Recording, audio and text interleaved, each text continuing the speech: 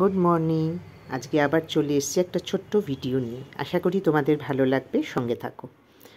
দাঁত মাজতে মাজতে চায়ের জল গরম হয়ে গেছে, চাটা ভিজিয়ে দাঁত মেজে তারপরে চাটা ছেঁকে নেব। চাটা ছেঁকে একটু আরাম করে বসে চাটা খাবো, খেয়ে ভাববো কি রান্না করব। বাঁধাকপি আজকে করব, এটা ফাইনাল।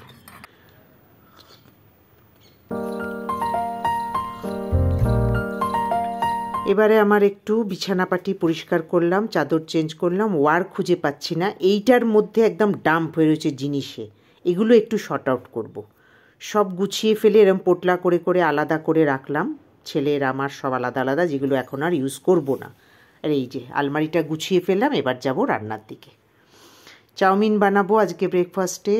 উচ্ছে আর কুমড়ো ভাজবো, বাঁধাকপি সেদ্ধ করব, আর এখানে চাউমিন সেদ্ধ হয়ে গেছে।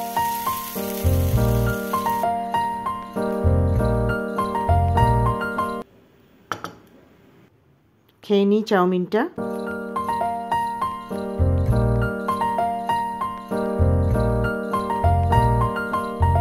এবার চলে আসলাম সোজা বাঁধাকপির দিকে।